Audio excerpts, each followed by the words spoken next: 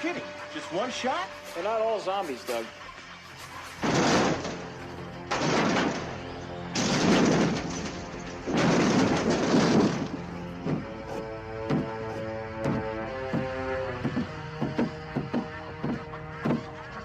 How do you fight this thing? Maybe we could drown it in A1 sauce. Well, sometimes that is better. The person you put up there ain't the person that comes back. It's a dance song to get down with. About 6 feet under. Get there. Ooh, I love this song. I'm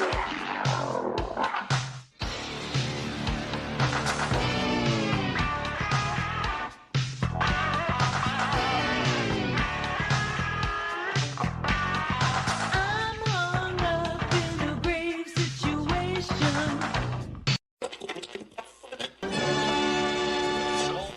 And now we come to the thrilling final episode of our radio drama. Hello and welcome back to episode 171 of the Rotten Reviews podcast. Thank you again for showing up to another episode. It's still crazy to think that we're 171 episodes in at this point in time, because I gotta say, my track record for keeping things like this going is not really that great. You know, sometimes I just lose the spark or the motivation and I just drop it and I never come back to things. You know, you can check out my YouTube channel. There's lots of Let's Plays I've just stopped recording for whatever reason. I have no answers to that, because my Minecraft Let's Play was doing really well, and then just one day I stopped. You know, it's just a loss of interest, I guess. I don't know. Just maybe my thoughts are getting to me, and me thinking that people don't enjoy the content, but I know they do because of the stats and everything. But we're 171 episodes in on this, and I'm hoping to go at least 300, if not more. There's no end game or end plan for this podcast at all. So I appreciate you guys coming back each and every week. It means a lot. I see the numbers growing still, and I see the numbers growing on YouTube, and I appreciate it. I really do. But yeah, we are starting off our Christmas movies with Christmas Evil. If you guys haven't checked out the title, you know, for those that have this on auto download, I appreciate it. And for those, maybe this is your first episode, you know, you're in the spirit to watch some Christmas horror movies, and I appreciate you guys showing up. We do horror movies here all the time. We do action movies, comedy movies. We're going to be doing some animes. We're going to be doing some animated movies. A little bit of this, a little bit of that. We're expanding the podcast even more. But yeah, this should be a fun one. I'm looking forward to it. We got a couple Christmas movies. I almost said Halloween movies. We always have Halloween movies set up, but we have a few Christmas movies set up to round off this month with Christmas coming up really, really quickly. It's crazy to think. Hopefully you guys are all ready for Christmas. I know I'm not, but that's fine. I'm used to it at this point. But yeah, before we do get into the podcast at hand, if you guys could follow me on all social media accounts, that'd be kind of cool. We're on X or Twitter, whatever you want to call it. We're on Threads, if that's still even a thing. The main thing we got is the Facebook account. We have the Instagram account, as well as the YouTube channel, which we're pushing a lot. I got a lot of content coming out on the YouTube channel, and there's also TikTok too, if you guys are into that. I know I'm trying to hit all the major social media platforms. That way we can grow this community even more. That's my goal. It's just hard to keep everything going. It makes for a lot of hours in a day, and any other content creator will know that. There's so much hours that go into everything, especially with me doing the gaming videos that come out every Wednesday on the YouTube channel, so I gotta edit those. Trying to do shorts and reels for Instagram and Facebook and YouTube, so you gotta edit those. So thankfully, if I do one, I can just, you know, post them on the other ones, no big deal. But then there's other special content that I make for the other sites, or the Instagram posts and the Facebook page posts, and then you got we got the YouTube community posts as well, which I'm going to hopefully start posting more there, because I'm going to just start doing my main posts I do for Facebook and Instagram. We're going to put those also in the community posts as well. That way, because I know not everyone likes Twitter, not everyone likes Instagram, not everyone likes Facebook, so we're just trying to broaden the horizon and make everyone happy. I know it's never going to happen, because you can never make everyone happy, and I understand that 100%, but we're going to do our best, and we'll see how it goes. And like I said, if you guys are new here, if we hit that 1,000 subs or follows, or whatever you want to call it, on YouTube, we're going to be giving away some free artwork. So, you know, share the podcast, share the YouTube channel, and then when we hit 1,000 subscribers on YouTube, we'll give away some free art, because everyone likes free stuff, right? This is also still really weird to me, because it's only 8 o'clock at night right now at the point in time when I'm recording this podcast. I usually don't record till like 11 o'clock at night, so I'm taking this early podcast time, and running with it because I don't get this too often, and I'm looking forward to it, and I'm wide awake, so we're going to have a good podcast. But before we do get in the movie as well, if you guys are listening to this for the first time, I'm going to be talking about this movie from start to finish and hitting all the points that catch my eye in between. So if you guys don't want to be spoiled on anything, you can pause the podcast now and then go watch it. I think you can stream it on Tubi. It's also free on YouTube, and I think Amazon has it to rent, but AMC Plus, I believe, has it as well. That's what IMDb is telling me. I don't know. I don't have AMC Plus, so I can't really tell you yes or no if it's there. But it's free on YouTube, so just watch it for free on YouTube. But yeah, let's get into the movie at hand. The subject of this episode, Christmas Evil from 1980. It has a 5.5 out of 10 on IMDb, a 67% on Rotten Tomatoes, and 4.5 out of 5 on Amazon.ca. I feel like Amazon always has high scores for every movie that I've been watching lately. Oh well.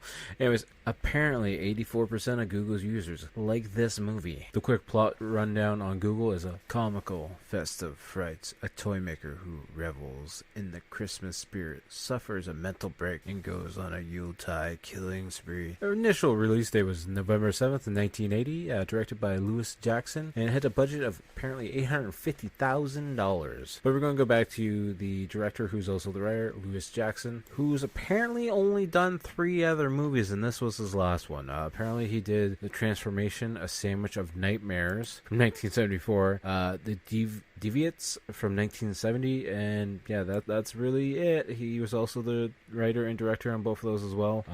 Apparently he was a producer of La Ley from 1974 as well. Other than that, he's got nothing on him at all. Also, apparently the plot rundown on IMDb is a toy factory worker, mentally scarred as a child upon learning Santa Claus is not real, suffers a nervous breakdown after being belittled at work, and embarks on a Yuletide killing spree. The original title apparently was You Better Watch Out, and like I said, it's from 1980. It's rated R for an hour and 40 minutes, but the copy I'm watching is actually an hour and 35, so I'm not sure what's the 5 minutes we're missing, but I'm sure it's nothing too important, right? Hopefully. I hope not. And then the tagline for this movie is You better take care, Santa is coming to town. Apparently some trivia for this movie. John Waters apparently recommends this as his favorite Thanksgiving / Christmas themed movie of all times. You can take that as you wish, you John Waters fans out there. We'll be doing some of his films at some point. But, that's interesting fact to know. I didn't realize that at all. So, anyways, enough of this. Let's get right into the movie at hand. And like I said before, if you guys don't want to be spoiled on a movie that came out in 1980, feel free to pause the podcast here. Hopefully you'll come back after watching the movie. Please come back, though, because we need you here, and I would really, really appreciate if you come back. So please do it. Just don't even go away. Just, sit here, get comfy, listen to me talk about this movie at hand, and we'll just have a fun night, a fun hour or so. Presents Saturday Night at the Movies, the television series which each week brings you the finest in recent motion pictures. Tonight,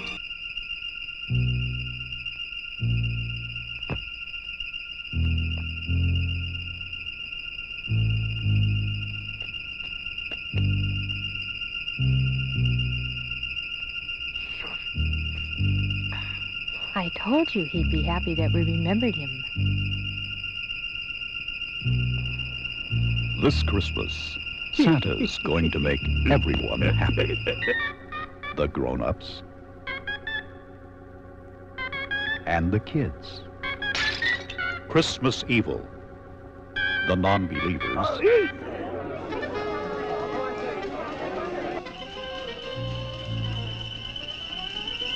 Watch out! and the screamers. And this Christmas, you better believe in Santa, or he'll slay you. Merry Christmas, Frank.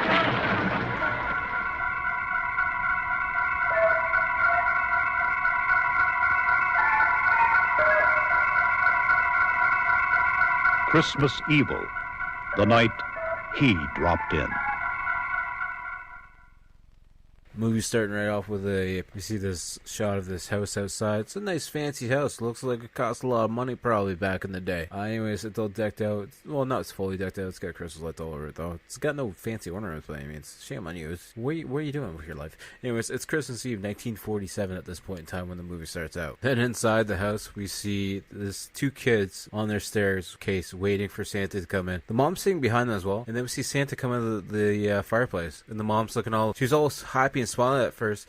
And then when Santa actually pops out, she's like, oh crap, he's actually doing it. Oh no. Also, I don't know about you guys, but where Santa has his cookies and everything, they also have this little bowl set up for him to wash his fingers and stuff. I've never seen that being a tradition at all, but maybe I'm just then we see him getting his food all ready. He's getting his milk and everything ready. And then the mom whispers to the one boy, he's like, see, I told you he'd be happy that we remembered him. And Santa's going to town on his cookies and milk just like he's never ate before ever in his life. But he's got a jolly belly, so we know that's a lie. It's funny because then Santa's filling up the stockings that are on the mantle, and he's like shaking one of the presents like, I kind of forgot what was in here. I don't actually know what's inside here. And then we hear one of the kids laughing, and he points his finger like, no, you're supposed to see me. And he zips right back up the chimney, and he's gone. Then the two brothers are in bed, and they're arguing. The main brother is Harry, and the other brother is Billy. But anyways, they're arguing because Harry, I believe, thinks it's their dad. And the Santa Claus just pretty much sped right up that chimney. So if that is your dad, then that's pretty crazy. He's a pretty talented man.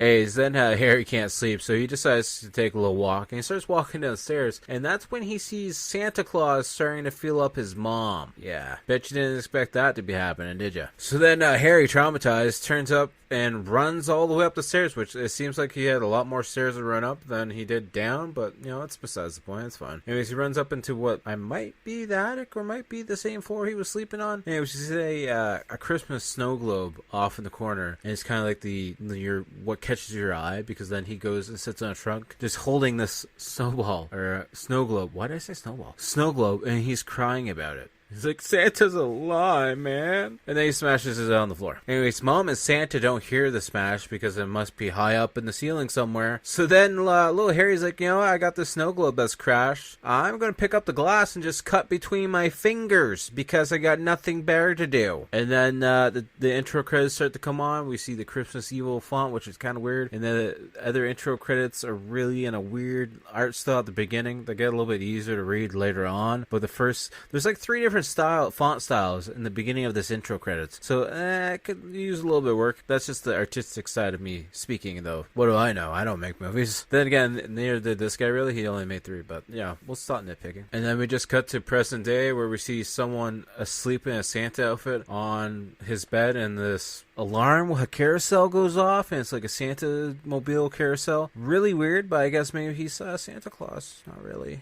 This is what I believe is adult version of Harry, who's very weird because he sleeps in a Santa pajama outfit, and then outside his bedroom, he's got a bunch of porcelain, like, kid-sized dolls in the corner. I'm not going to judge, I guess, even though he pretty much goes over and says hi to him and kicks his feet up and dances because he's so happy to be up. It must not be a Monday morning. And then we're panning through his home. We see all the Santa art all over the place. Different posters, different stuffed animals, different statues. And there's one thing that does really catch my eye, which is really creepy to some people, but I think it's really cool. It's a face of Santa, like life-size, but it's that hard plastic Halloween-style mask that just looks creepy with the dead eyes inside of it. I love that. Then we cut to Harry, who's in the washroom, looking in the mirror with a bunch of shaving cream all over his face, humming Christmas music because he's so happy because he looks like Santa with the shaving cream on. And then he flashes back to him as a kid cutting his fingers open. And the next thing we know, we see him with a pillow inside his shirt, and he's, trying to do the Santa laugh. This guy's messed up. Then out of nowhere, we see him fully dressed. He's outside. He's in normal attire clothing, but he's got binoculars on, and he's looking around for some kids to see. And he sees Guy Goodrich, apparently, knows his kid by name,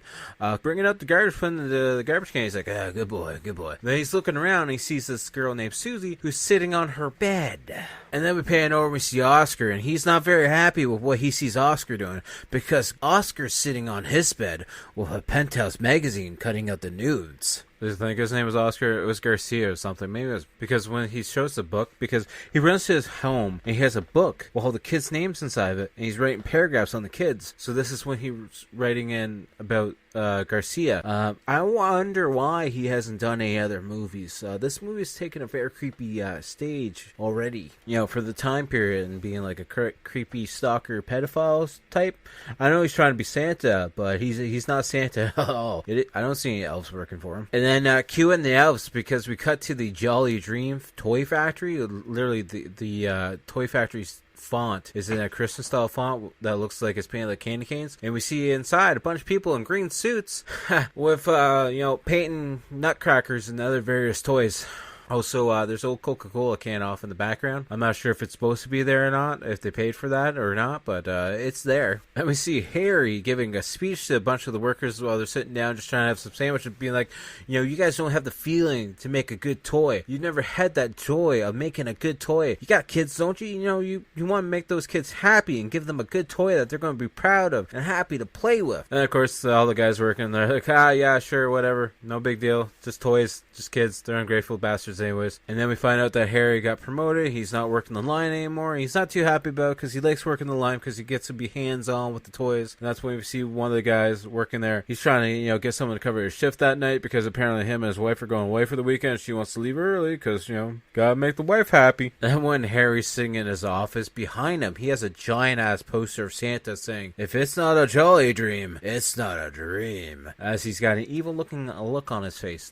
His eyes look a little shifty in the poster. Then we find out as Harry's trying to do his work at his desk, that guy who was trying to get his shift covered, his name is Frank, and he's on the phone now. He's like, "Hey, I'm here to do you a solid. I'm here to do you a favor. You know how you've been saying you miss working on the line? So how about you pick up my shift and do my work for me so I can actually leave early, and that way you're back on the line and working with the toys again, because that's what you want to do with your life, right?" And literally before Harry can even answer or say anything, he's like, "I really appreciate you doing me this favor there, Harry. Appreciate it a lot." He's like, "Yeah, alright, have a good weekend." Dude's got no backbone at all. He's a creep though, because he watches kids with binoculars outside on the roof of his building. And then we cut to see Harry in the line at the building, just putting these guys on motorcycles and clipping them in, and that's literally all he has to do for a shift. He literally just stands there and clips the red guys onto the red motorcycles while somebody besides him clips the blue guys onto the blue motorcycles. I could not imagine doing that kind of factory work. That sounds boring as hell, but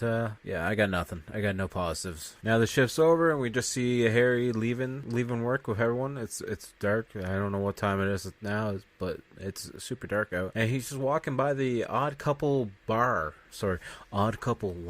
It's a bar though, because it's got a bunch of bar signs in the window as you're walking by. And he's like peeking in at me like, "Oh, what's this place? I've never seen this place at this time of night." And then when he's looking in, he actually sees Frank sitting at the bar, even though Frank just had him cover his shift. And we seem that he's not pretty happy about this, because then out of nowhere, Harry just starts running down the street. He doesn't go in to confront Frank about it. He just runs home to his apartment, and then he starts, having a little hissy fit kind of thing in the middle of his living room as all the dolls are watching him. And this is building up to like the psyche and mindset of Harry, because Harry's like freaking out in his apartment, but he's humming a Christmas song to himself. And then he goes over to a dollhouse that he has set up in his living room and grabs this little guy doll, and he's sitting down with it, holding it in his hands, and he's squeezing it more and more as he starts humming more and more of this Christmas song. And he's trying not to freak out, but he also is getting ready to snap the doll in half. And we do hear it snap. I assumed the head was going to pop off, but it didn't pop off, sadly. Then out of nowhere, we just see Harry standing outside the house that he grew up in, and I'm not sure if he's having flashbacks as to him being a kid at a time, or if he's looking in at a family that looks like them, and it's a dad and the two sons fooling around on the couch, and then the mom comes in and being like, "Come on, guys, settle down and get to bed." But the guy on the couch also looks a lot like him, but it's hard to tell with this copy of the picture, so I'm not sure if it's him in his former relationship and now he's single. I don't know at all. And then the mom and that dad start getting it on the couch, and we see Harry outside looking down like he's nervous and shy to be watching, even though it looks like him on the couch getting it on with that lady. I don't know what's going on exactly at this point in time moment. It makes no sense, but we'll go with it. Then we see him sitting down to have some cereal as he's watching the Macy Day Parade. I'm assuming it's the Macy Day Parade. It's a Thanksgiving parade of some sort, and we just see him eating a bowl of cereal as he's watching on this old school tube TV with the knobs on the front of it. Nostalgic memories. That thing weighs probably like 60 pounds at least. It's because it's only a smaller TV. But nonetheless, it doesn't look like it'd be easy to move because those things were built to last. So now I'm realizing who he was watching. He was actually watching his brother, who apparently lives in the same house. And that's why they look similar to one another, because he was watching Dennis. I thought his name was Billy, though. Whatever. But yeah, we then cut to see Dennis's house, and his, wife or whatever is getting dressed again, and the two kids are watching the parade. And then the wife is trying to convince Dennis to hang out with Harry or invite Harry over. I don't know, something related to that whole incident. Dennis doesn't want anything to do with him, to be honest with you. Understandable, because it seems like he's a creep. Alright, so there was a mix-up. Dennis is not the name of the dad. Dennis is actually the name of one of the kids, and so is Mark. The name of the dad, the other brother that looks like Harry, is Philip. I don't know what's going on with the names here and how I got so mixed up, but Philip is apparently the brother, because then he answers the phone, and it's Harry on the other end, and apparently Harry's not on his way over, and he's like, aren't you supposed to be already on your way over here? You're late. That's a running gag for me to always mess up the names, but I did special on this one. Maybe I should record podcasts later at night. Maybe it helps me out more. And that's pretty much Harry just calling and be like, Phil, I'm not going to make it over for dinner. I just can't do it. Just a lot of things came over. And Philip's like, what do you mean? Jackie and the kids have been waiting for you. You got to come over. We're going to hang out for Thanksgiving dinner. He's like, just tell him I'm sorry, I can't make it. And then this whole time, Harry's been watching the parade as well. And then he literally just drops the phone because he sees Santa Claus come on the TV. And Philip's still trying to talk to him, being like, hey, can you turn down the TV, kids? I can't hear the phone. Because they're like, it's not even loud. And that's all they hear is Harry's TV set coming through the phone, because Harry is just awestruck, I guess, or in a trance looking at Santa in this parade. And then he picks the phone back up and says goodbye to Philip and hangs up the phone on him. And then we see Harry inside his washroom trying on a white wig, trying on some a mustache piece, some eyebrow pieces to make himself look more like Santa.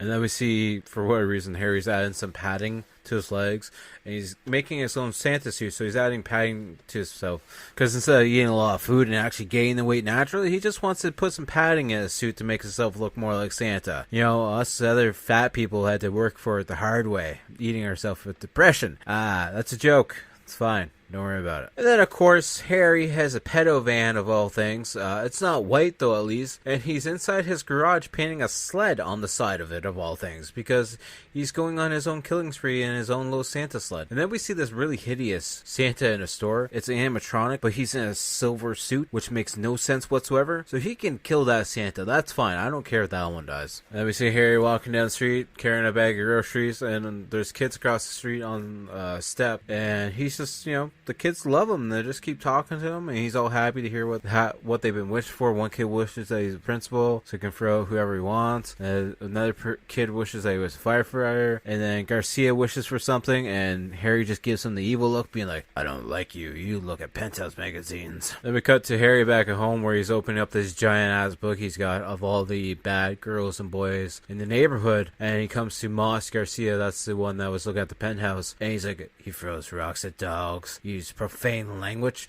And then we see him running through the night. Harry's running through the night, and he runs like a psychopath as well. He just runs really creepy. I don't know how to explain it. You gotta watch the movie yourself on YouTube. But he's outside the kid's window, creeping on him as he's trying to watch cartoons and playing with toys. Then out of nowhere, Harry has like this black tar or dark green paint. I don't know what it is, but he puts it all over his face, and it's all over his hands, and then he kisses the wall and puts his fingerprints and palms on the wall, and then he just smiles at it. And then Harry starts looking back inside the house, and the mom's getting the kid ready because they gotta go somewhere, and Harry's just smiling the whole time, and the kid doesn't want to go because he doesn't like where they're going, but they're going anyways. Then Moss is putting up a fight. He's like, I don't want to go, and he says no to his mom, and then he looks in the bushes, and he sees Harry hanging in the bushes, and then he's like, oh, why are you hiding in my bushes? And then his mom's telling him to get in the car, and he's not listening at all as he's slowly walking over to the bush. Very scared. Of course he would be. He's what, like 8? I don't know how old he is, but he's a little kid who just saw someone staring at him through the bushes. Then as Moss can't see anyone, he gets ready to turn around and walk back to the car. And then Harry pops up and goes to reach at the kid, and the kid gets scared, so he starts running to the car. And then he runs into his mom, and his mom gets all upset.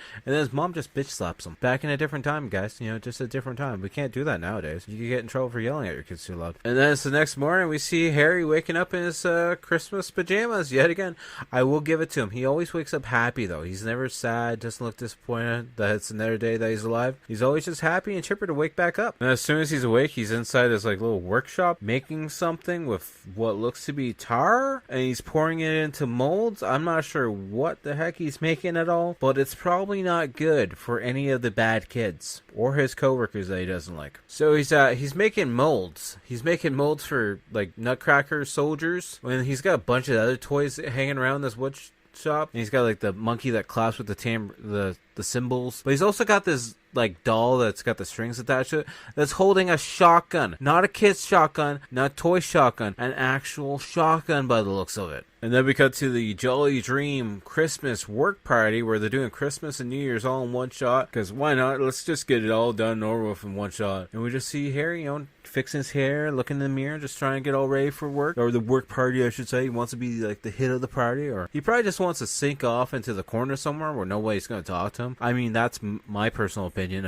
as to what I would do. And one of the guys that works with him is like, hey, how you feeling, Harry? By the way, Frank's over there. He's saying that you had a great time working that shift for him that weekend. He's just telling everyone. It's hard to believe that you had such a good time, though, working his shift for him while he was just, messing around in town, right? Then, of course, while at this Christmas party, the owner or one of the head-ups comes over and introduces Harry to one of the new hirees that's working in the business side of things as him. But Harry doesn't really want to talk about it because he's watching this commercial that they made for the company that's going on about school for handicapped kids.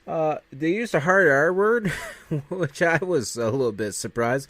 But then again, it's the time period, so. And then the boss and the new hire, he's like, yeah, don't worry about the kids, Harry. Everything's going to be fine. We got enough money going to them. The factory's going to come out all right. Kids are going to be fine. Everything's fine. We got enough money going to everything. The regards, I said regards, you know what I'm saying, are going to be fine. Anyways, Harry's all hot and bothered by this company party that he starts to just walk out. He's going down the hallway, taking off his suit jacket, taking off his tie, undoing his cuffs on his wrist. He's like, I'm going to kill someone today, probably. And then we see him in his office where it looks like he's got like a toy sack, but it's not like a red sack by any means, but it's a burlap sack almost. And he's taking a bunch of toys and just filling it. I don't understand why, but at one point he was like, testing how wide it was, being like, I could probably choke somebody with this if I did it right. And then we just see him with the three massive sacks all tied together as he's dragging it to the exit and just dragging it outside, being like, yeah, boss, I'm just going to take these toys and not pay for them. That's stealing, but it's okay. Now I have honestly no idea what he's doing, because now Harry has the same sack, but they're empty, and he's taking a shovel and filling the sacks with dirt and loading them into the back of his pickup truck that he apparently owns now. And then we cut to him in his washroom where he's super gluing a Santa beard to his face. You could just grew out your beard, probably. It'd probably be a lot easier and less painful if you want to get rid of it. But,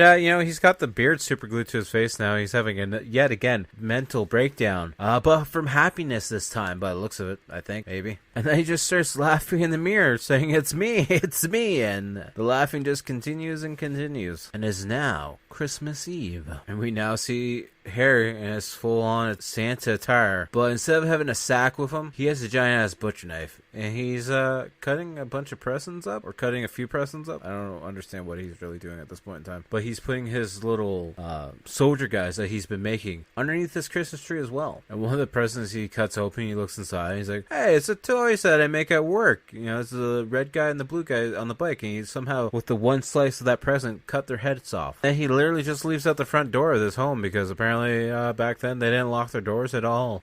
Alright, makes sense. Safe neighborhood. Very safe. Then we see him showing up at Garcia's house, because you see the face paint on the side that he did, and he's leaving this package at the back door. It says mess to Garcia or something like that, and it's got a stupid kid's face drawn on it, and he's all happy as he's walking away. It's pretty much like the equivalent of knocking on someone's door and leaving a pile of dog poop on the back of it. Then we see Harry and his Christmas sleigh van showing up at the kids' hospital. At least he's smart enough to show up at the delivery entrance door and buzz the doorbell. He's all happy. He's like, ha, I'm going to drop off some toys to these kids. Ha, buzz, buzz, buzz. Then this really old, sleepy security guard comes up, and he's like, "Oh, great, what do you think you're doing?" He's like, "I'm Santa, I'm here to drop off some presents." And he's like, "You're crazy, aren't you?" And the security guard's like, "Get out of here, I don't have time to deal with this." And Harry's like, "Are you blind? I'm Santa Claus, I'm in a hurry, I don't have a lot of time to deal with this right now." So then Harry's like, "I only have good intentions. Here, take one of these presents out of my bag, and I'll wait here. Merry Christmas, it's for you." And the guard's like, "Alright, I'm gonna go inside and see what I can do for you. Don't come inside, though, understand?" He's like, I mean no harm. And outside, I'm not sure if he's going a little bit senile, because he just keeps repeating Merry Christmas in different tones to try and figure out which is the perfect way to say Merry Christmas.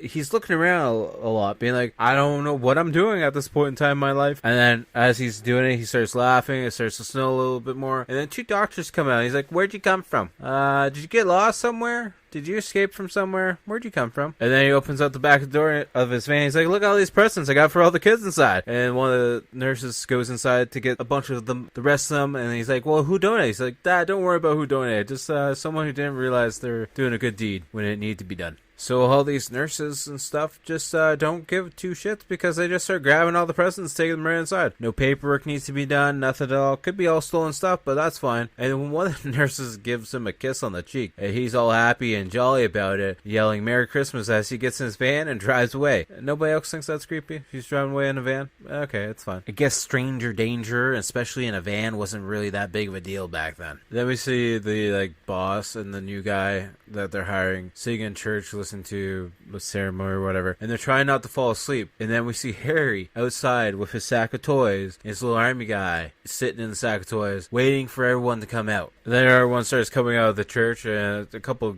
younger guys, I guess, start, razzing him a little bit. He's like, "Oh, Santa, I guess you have a very busy night ahead of you, don't you, tonight?" As Harry's not even trying to make contact with him. He's just looking for his boss and the other guy who are in the church. And that's when Harry's like, "I have something for you." He grabs this little military guy, and he's got like a knife on him, and he stabs the guy in the eye with it, and then pulls out an axe and starts axing him in the head, as everyone starts watching on, screaming. Being like, "I don't know, maybe we should help this guy who's getting axed in the skull, but it's fine." I think we see 3 people get axed in the head at this point in time, and everyone else is just screaming and watching. And then Harry just gets in his van and drives away. And then we see a Christmas party happening, and Harry hears the Christmas music playing. So he's just standing outside the window, just, bobbing around, dancing, watching through the window. And then 2 other guys notice that Harry's looking through the window, so they go aside and grab him and pull him inside. He's like, "Hey, you gotta come inside. We found you. You're Santa. You gotta come in." Then we see 2 cops showing up to the church to, discuss what happened, the incident that happened with, Harry killing some people outside. And I had no idea upon them walking up the stairs that they were even going to the church, or that they were even cops, because the one guy smokes a cigar, and he literally looks like he's out of a mafia movie. So unless this is like the mafia turf area, and they're like, "I'm gonna find out who killed somebody in my turf," I had no idea that they were cops. We see Harry having a flashback to watching Frank in that bar, going on laughing about how he's like, "I got that smoke Harry covered my shift." And then we see Harry popping in by Frank's place to pay him a little bit of a visit while he's sleeping. Sure is glad that Harry keeps a ladder on him at all times in his van, because he's setting up a ladder up outside just so he can get into Frank's bedroom window. Actually, I was wrong. He's not going for the bedroom window. He's actually going for the chimney, of all things. I'm not sure how he's going to actually fit in it, but, let's see how it goes. This movie also has that classic, 80s wind sound that's in all these movies. He's just up on top of the roof, trying to get in the chimney, trying to get his legs bent the right way, as you just hear this deep howling wind just whistling through the whole picture. Well, we see him get his legs in, his waist in, and then he just starts pounding on the bricks, because he's like, "I'm stuck." No worries though, because after a few minutes of struggling, he finally gets his ass back out of the chimney and back on the roof, being like, "I gotta find out another way into this home, because I ain't going through the chimney." And shocking how it was, right? He decides to revert to the window to get inside the home, which is the easier, safer way to go about it. And he actually goes through the window that's on the ground floor, so it's even better. Once he's inside, he stumbles, he hits one of their chairs, and then he finally gets to their tree. So he's putting presents under the tree for whatever reason. And then we see the 2 kids of Frank watching from a doorway, and then they kind of scamper off, and he's like, pretty sure I saw something over there. It happens to be that the kids' room is right outside where the tree is, so he peeks in the room, and he sees the kids in the bed pretending to be asleep. So then he walks in the hallway a little bit farther, and then he walks into Frank's bedroom, and he starts talking, and then Frank wakes up, and he's like, Harry, is that you? So then Harry grabs his Christmas sack and starts smothering Frank with it, to the point where he's smothering him away, and the wife still doesn't wake up at first. Then she kind of like turns over like she's going to be waking up, and then Harry's looking around as he sees the smothering attack's not working right. So he grabs his star off of this tree that's inside the bedroom and literally slices Frank's throat with it, and Frank falls on top of his wife with his throat sliced open, and she's finally awake now, and she's freaking out because she's like, oh my god, he's bleeding on me, it's on my new nightgown too. And then Harry goes to run out of the house, and he's running down the hallway, and the two kids are there smiling at him, be like, we see Santa.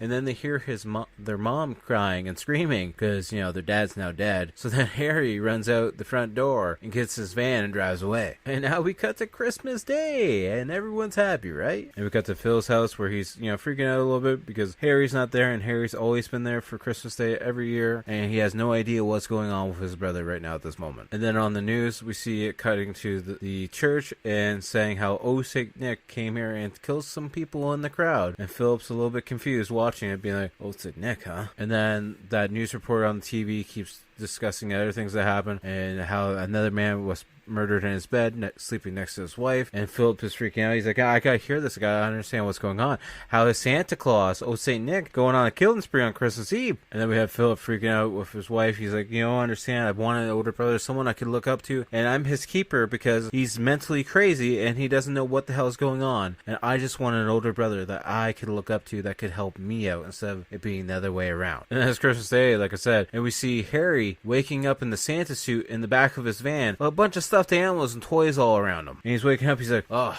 where am I? Well, I had a really good sleep on those stuffed animals. And for some reason, he was sleeping outside the work because he just walks in the back door of the workplace that apparently isn't locked ever. And he's just walking through looking at some toys. And he finds some planes and they're cheap. And he breaks one by accident. He's like, how many times do I have to tell him the guys to spend more time making quality toys? Then for whatever reason, he starts all the conveyor belts so that all the toys run to the end of the conveyor belt and run off the conveyor belt and just smash on the ground. And he gets up on some scaffolding. He's washing, he's patting his belly, being like, doing a good job. Then we cut to the police station where they have a bunch of Santas walking up in front of the line so they can ask them the questions and do the side views. They're trying to figure out if one of these Santas is the Santa that was on the killing spree. And then we see Phil singing at his home, beside his phone, just waiting for that phone call to finally come in. And the phone finally rings, and it's Harry on the other line. And he's like, yeah, you're always waiting for me, aren't you, Phil? He's like, yeah, I've been worried sick about you, man. I haven't heard from you yet. You haven't showed up or anything. You're always here for Christmas. Like, what's going on? Then Harry's like, I read this poem once. Every time you shave, you come one step closer to death. And Phil's like, what's that mean? He's like, I'm going to play my tune now. Everyone's going to dance and laugh. And Phil's like, Harry, what's going on here, bro? So Harry hangs up the phone, or doesn't even hang up the phone. He just drops the phone and walks away. Gets his van, starts driving, and he has like this kind of like freak out and loses control of the van, and it gets stuck in the snow a little bit. So then he starts walking up this long driveway, or maybe it's a road. I'm not really too sure. Well, either side is littered with, I shouldn't say littered, but it's got a bunch of Christmas ornaments that are leading the way. They're all lit up. And he's all happy. He's walking down the street being like, yeah, Santa stuff. Cool. He keeps walking and sees Christmas decorations all over the place, everywhere. And he's just in a trance because he's happy seeing all these different, Santa and reindeers all over the place. And he's just happy about it. Then out of nowhere, a group of kids just run up to him, and he turns around and he's like, Merry Christmas! And then the parents come behind the kids and like freaking out. He's like, what are we gonna do, Tom? And he's like, be quiet, Teresa. I'm sure it's just a normal Santa. It's not the serial killer Santa. I'm sure he's gonna be fine, Teresa. Shut up. Look fine, Teresa. And then we see Harry giving some presents out to the kids, and then the one parent's like, I'll handle this, and pulls out a knife. And one of the other adults is like, no, don't. He might not even be the killer. He's like, I know how to protect my kids. So now we got this parent at knife point towards Harry, and then we have these other kids that are standing in front of Harry being like, no, Santa's good, Santa's fine, you're being a bully. And then this little kid is like beating up the parent, and the guy drops his knife because the mom comes over and starts being like, you gotta stop. And then he drops the knife, and then the little kid picks up the knife and takes it over to Harry, and it looks like Harry goes to run away, and the guy tries to grab him. So then the knife accidentally cuts Harry in the stomach, but you just see stuffing fall out, and then Harry goes to run some more, and then he gets like slashed in the face, and then we just see him running down this alleyway of some sort. And then it's like, you know, the civilians against Frankenstein's monster, because they start getting torches of all goddamn things. And now there's a riot of civilians with torches being like, he's not getting out of this damn neighborhood alive. And we see Harry freaking out because he thinks he kind of avoided the mob, but then he turns down this other alleyway, and the whole mob is chasing him out of this area that he came into, because apparently he came into the wrong part of town, because this mob is full of people with torches minus the pitchforks. So then he runs back to his van, and he's trying to get the van out, but it's still stuck, and then everyone starts getting closer and closer to him, and then the fan finally gets free out of this little bit of snow, and he starts taking off down the road the other direction. And then we see Harry showing up at Philip's house, and Philip opens the door, and he's like, oh my god, I knew it was you the whole damn time. So then Philip pulls in Harry, and he's still in full Santa attire, and the kids are like, no, Daddy, don't hurt Uncle Harry. And Philip's just like, you know, get the kids to bed, please. Just get the kids to bed. I will deal with my brother. Just get the kids to bed, please. He's insane. And then Harry's like, you know, it was you, Philip. You're the first one that didn't believe in Santa Claus. And I wanted to try so hard all my damn life to make you believe in Santa Claus. So then Philip starts freaking out because he's like, you're blaming me for something I said when I was 6 years old? So Philip literally starts choking Harry out to the point where Harry drops to the ground. And the wife's like, Phil, what you do? Then we see Philip dragging Harry back outside as his body is pretty much just lifeless, and he's like dragging him down the porch steps, and he's dragging him back towards his van as the kids are upstairs looking out their bedroom window being like, oh no, Uncle Harry's not doing too well. Philip gets Harry back in his van though, and Harry comes back alive, and he slowly wakes up, but Phil doesn't realize it at all, to the point where then Harry's just like getting ready to punch him right in the face, and Harry does punch him in the face and drops Phil right to the ground, and then Phil backs out of that driveway and just takes off down the road. And shocking enough, as we see Harry driving down that road, that riot crowd of people with, you know, torches just shows up out of nowhere and runs in front of the van, and it causes Harry to drive the van off of this bridge or like hill of some sort. I'm not really too sure what it is, but then we see Philip's been chasing down the sidewalk the whole time, and he falls down a hill, and he's looking up as Harry drives the van off of this cliff or bridge or whatever it might be, and we just see the van going off into the sky and is taking off to the moon, and we hear Harry saying Merry Christmas to all and to all a good night, and the movie ends. I understand why John Waters likes this movie, because it's very, very weird. Oh, yeah, that's literally it. He drives his van off this side of this cliff or bridge or whatever it might be. They're somewhere in town, so I'm not sure what it is. It's probably just like a bridge that goes across.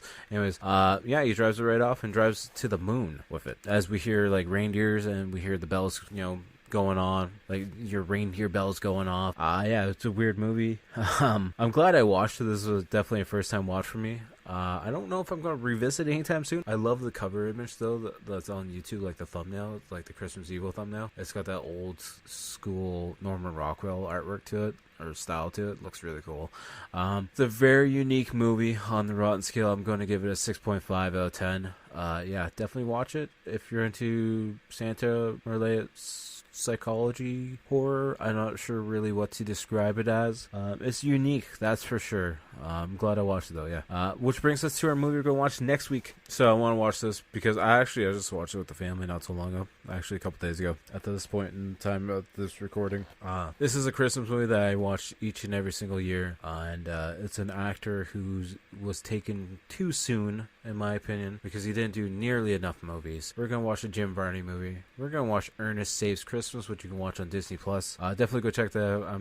I'm assuming you've already seen it if you're listening to this podcast, because the Ernest Scared Stupid episode 62 that I did is still, it's in my like top 10 highest listened episodes, and people seem to really like it a lot, and I'm definitely excited to talk about this movie because I just love Ernest, and I love the Christmas one, I love the Halloween one, I love going to camp, jail, school. I feel like there's an Africa one, maybe, I don't know.